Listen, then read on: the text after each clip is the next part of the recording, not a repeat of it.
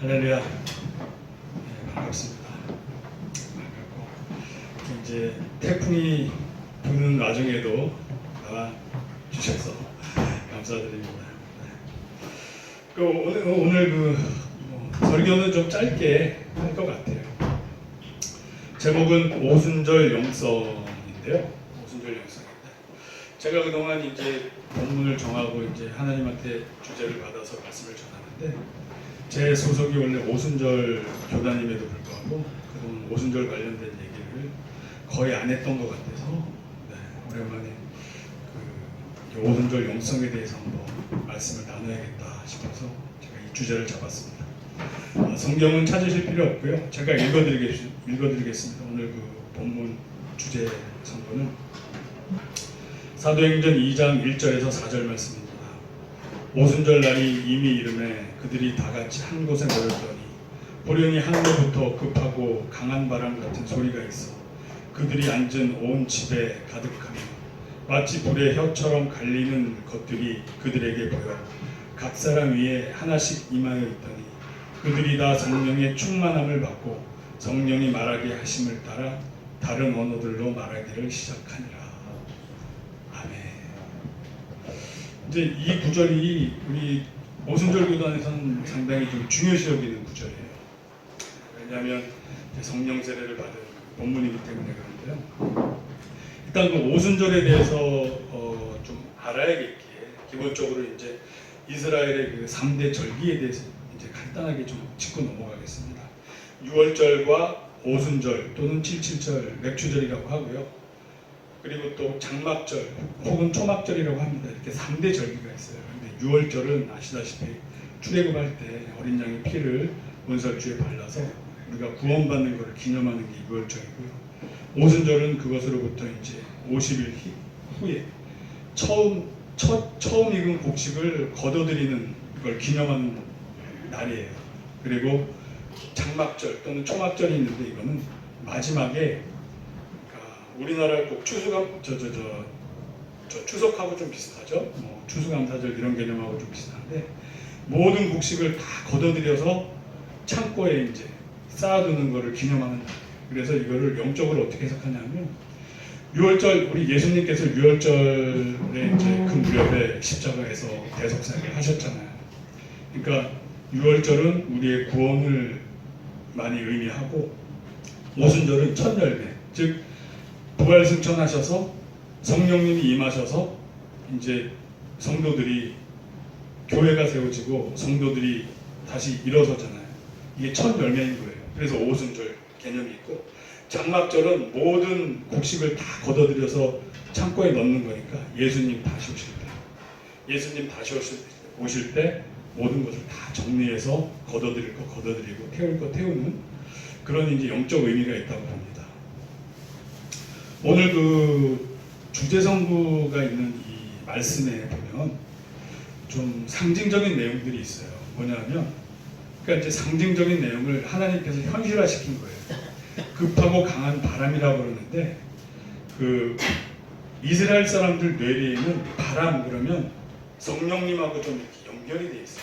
루아흐라고 구약의 그 바람, 호흡, 숨, 성령 이렇게 이제 다 같은 단어로 번역이 돼요. 때에 따라서 바람이 되고 때에 따라서 성령님이 돼요. 그러니까 급하고 강한 바람이 이렇게 이 사람 귀에 들렸다는 거는 암시해 주는 거예요. 하나님이. 자 이제 내가 너희들한테 임재한다. 내가 너희들한테 임재한다. 이걸 암시해 주는 거예요. 급하고 강한 바람. 그리고 불의 혀같이 갈라지는 거는 이스라엘 사람들은 그 모세 이야기를 다 너무나도 잘 알고 있어요. 출애굽기 3장 2절 말씀을 보면 여호와의 사자가 떨기나무 가운데로부터 나오는 불꽃 안에서 그에게 나타나시니라. 그가 보니 떨기나무에 불이 붙었으니 그 떨기나무가 사라지지 아니하는지라. 그러니까 불은 불인데 태워서 없애는 불이 아니에요. 그냥 타는 불이에요. 그러니까 이 지금 이 성도들 머리 위에서 이렇게 불이 막 타는 거예요. 그러니까 그게 연상이 되는 거예요. 아 이게 모세한테 나타났던 그 불인 모양이다. 하나님의 임재가 있었던 그 불인 모양이다. 이렇게 이제 어떤 상징적인 개념을 현실화시켜 주시는 거예요. 하나님. 왜? 지금 내가 너희한테 임재하고 있다는 것을 알려주시기 위해서 그러시고, 그리고 또 세 번째는 성령이 말하게 하심을 따라 다른 언어들로 말하기를 시작합니다 이렇게 나와 있어요. 구약에도 성령님이 임재했을 때 예언을 했어요. 그러니까 성령님을 통해서 무언가 말을 하게 하셨어요. 민수기 11장 25절 말씀을 보면 여호와께서 구름 가운데 강림하사 모세에게 말씀하시고 그에게 임한 영을 70 장로들에게도 임하게 하시니 영이 임하신 때에 그들이 예언을 하다가 다시는 하지 아니하였더라. 그러니까 성령님이 임하시니까 구약 시대에도 막 예언을 하는 거예요. 자기 말이 아니라 성령님으로 말미암은 무언가 얘기를 하게 되는 거예요. 그리고 사도행전 2장 11절 말씀을 보면 아까 4절에서 이제 이렇게 막 그 성령님 임했잖아요. 근데 11절에 뭐라 그러냐면 우리가 다 우리의 각 언어로 하나님의 큰 일을 말함을 듣는도다. 그러니까 방언을 막 하고 있었는데 이게 세계 각국에서 온 사람들이 듣기에는 자기네 말로다가 막 하나님의 큰 일을 말하는 거예요. 그러니까 이게 곧 뭐냐면 방언이지만 예언인 거예요. 예언이지만 방언인 거예요. 왜? 하나님의 큰 일을 말하는 자체는 벌써 예언이란 말이에요. 그러니까 방언으로 예언을 하는 거고 방언과 예언이 동시에 나타나고 있는 거예요. 그리고 사무엘상 10장 10절에 보면 이제 사울이 이제 타락하기 전인데 그들이 산에 이를 때 선지자의 무리가 그를 영접하고 하나님의 영이 사울에게 크게 임함으로 그가 그들 중에서 예언을 하니, 그러니까 구약에서도 선지자, 왕, 제사장 이런 좀 특별한 부류는 성령님이 임재했잖아요. 그러니까 이제 사울이 성령님으로 말미암아 예언을 했단 말이에요. 근데 제가 이렇게 생각해 보기에 방언으로 했을 가능성도 있어요. 왜냐하면 예언을 했다고만 했지 그거에 대한 내용이 없어요. 그러니까 못 알아들어서 그냥 예언을 했다고 했을 수도 있다고 봐요. 그러니까 뭔지 명확하진 않아요. 왜냐하면 신약에 와서 예언과 방언이 동시에 나타나는 경우가 많이 있기 때문에. 그래서 예언과 방언을 보면 공유되는 부분이 꽤 있어요. 사도행전 2장 16절에서 17절 말씀을 보면 이는 곧 선지자 요엘을 통하여 말씀하신 거니니 일러스되 하나님이 말씀하시기를 말세에 내가 내 영을 모든 육체에 부어주리니 너희의 자녀들은 예언할 것이요 너희의 젊은이들은 환상을 보고 너희의 늙은이들은 꿈을 꾸리라. 아멘. 이게 분명히 사도 베드로가 이게 성취됐다고 말을 했는데 여기에는 예언과 환상과 꿈이 나오지 방언이란 말은 없어요. 결국 이 예언 속에 방언이 포함되어 있는 거예요. 이게 성취됐다고 사도 베드로가 성령님의 감동하심으로 말씀을 하셨기 때문에. 그래서 이제 그 공집합이 매우 크죠. 그러니까 공유되는 부분이 크다고 봅니다. 방언과. 자, 그리고 여기에 보면은 성령으로 충만하여서 성령의 충만함을 받고 라고 이제 말씀이 나오잖아요. 2장 4절에. 그런데 이제 이게 이 성령으로 충만함과 성령 세례와의 관계를 우리가 좀 잠깐 살펴봐야 돼요. 이게 성령 세례인데 성령 충만으로 말씀을 하고 계셔요. 사도행전 1장 5절 말씀을 보면 요한은 물로 세례를 베풀었으나 너희는 몇 날이 못되어 성령으로 세례를 받으리라 하셨느니라. 그러니까 예수님의 말씀인 거예요. 예수님의 말씀이 성령으로 세례를 받으리라 말씀을 했고 성령 세례를 받았는데 그 결과로 성령 충만하게 된 거예요. 결국 성령 충만과 성령 세례는 공유되는 부분이 많아요. 그래서 주로 성령 세례는 처음 성령 충만했을 때를 성령 세례라고 하고 반복적으로 계속 성령 충만을 받잖아요. 그 이후에는 성령 충만이라고 해요. 처음엔 성령 세례라고 하고 그래서 이제 그 정도를 이제 개념을 이제 이해하고 계시면 될 것 같고요. 그러면 성령 세례를 받으면 어떤 변화가 일어나는가? 이거는 사도행전 1장에 8절에 잘 나와 있어요. 오직 성령이 너희에게 임하시면 너희가 첫 번째 권능을 받고, 아멘, 권능을 받고 예루살렘과 온 유대와 사마리아와 땅끝까지 이르러 두 번째 내 증인이 되리라 하십니다. 아멘. 그러니까 성령 세례를 받으면 나타나는 현상 두 가지. 권능을 받고 예수님의 증인이 되는 이 두 가지가 나타나게 되어 있습니다. 그러면 이제 이 우리 사도행전을 쭉 봤을 때 이 성령 세례의 증거가 한 몇 가지가 나타나요. 우리 오순절에서는 주로 이제 방언이라고 하는데 제가 이렇게 봤을 때 방언 외에 몇 가지가 더 있어요. 우리는 본문에 충실해야 되잖아요. 그러니까 방언만이 아니고 주로 방언이지만 예언도 나타나고 신유도 나타난다. 그 근거 구절은 방언은 이제 뭐 아까 방금 읽었지만 하나 더 읽어드리면 가이사라 고넬료 가정에서 베드로가 이제 설교했을 때 성령님이 임하셔요.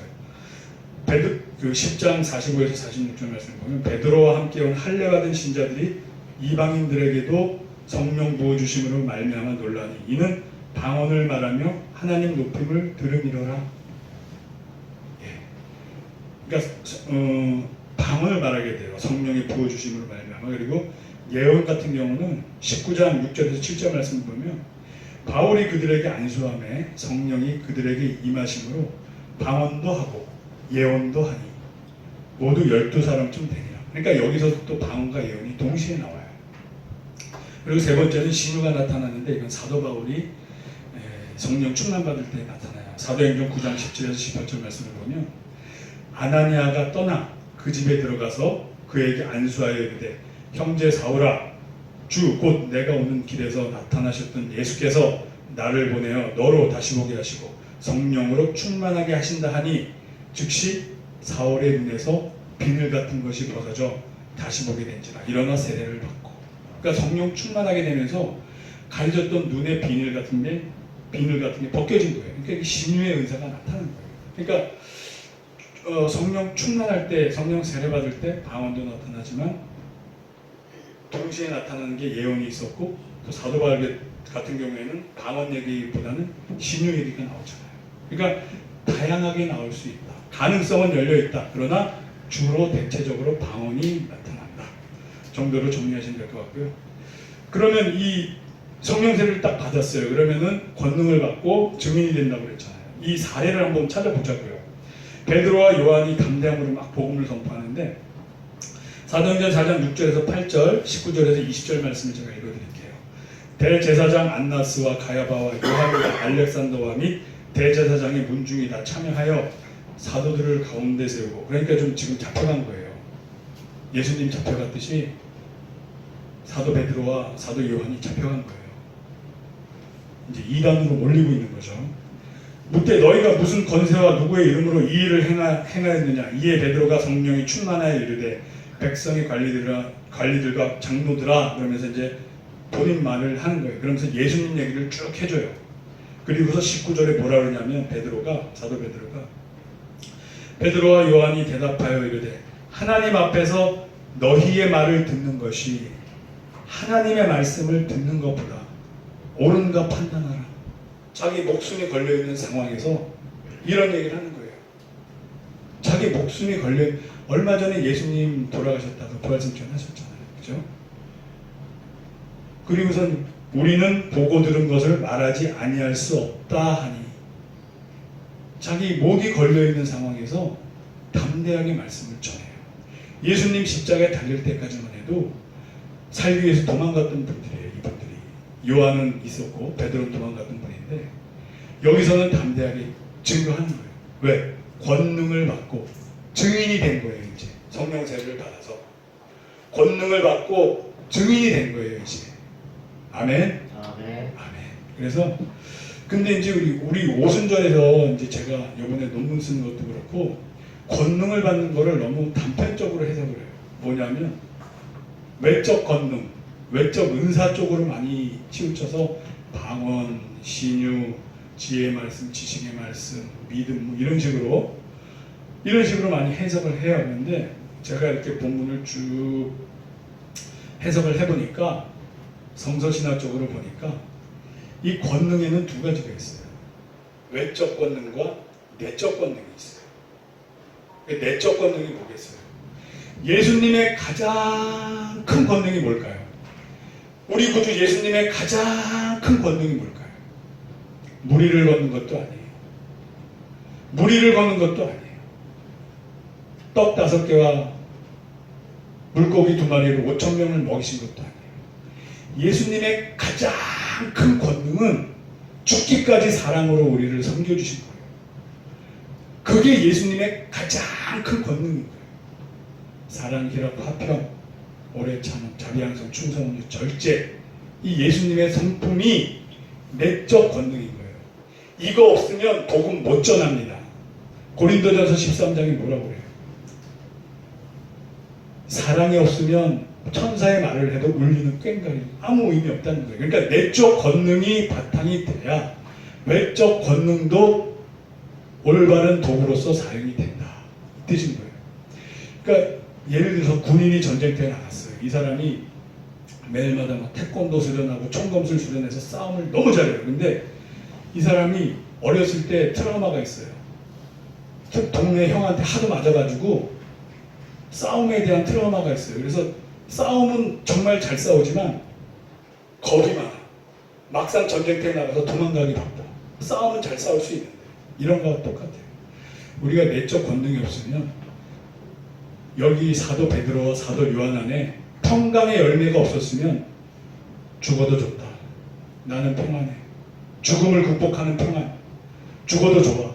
내 목숨 바쳐서 이들에게 열매 하나의 미랄이 썩어져서 많은 열매를 맺을 수 있다면, 이런 게 없으면 그 일을 감당할 수가 없는 거예요. 즉 이게 무슨 말이냐면 내적 권능이 없으면 외적 권능은 사용치도 못해요. 이런 담대함과 평안함과 사랑이 없었으면 공회에 끌려갔을 때 살려달라고 부르지, 내가 당신의 말을 들어야 됩니까? 내가 하나님의 말을 들어야 됩니까? 이런 말을 감히 못해요. 그래서 성령 세례를 받으면 우리가 받는 권능은 두 가지. 제가 쓰는 논문 내용이에요. 왜냐하면 우리 오순절이 너무 외적으로 치우쳤어요. 그래서 내적의 권능도 회복이 돼야 우리 교회가 건강해져요. 예수님과 같은 가장 큰 사랑의 권능이 있어야 그 나머지는 다 소용이 있는 거예요. 그래서 이 내적 권능을 받고 거기에 바탕으로 외적 권능도 받아서 하나님 나라 일을 하고 하나님께 영광을 돌리는 저와 여러분들이 되기를 축복합니다. 네.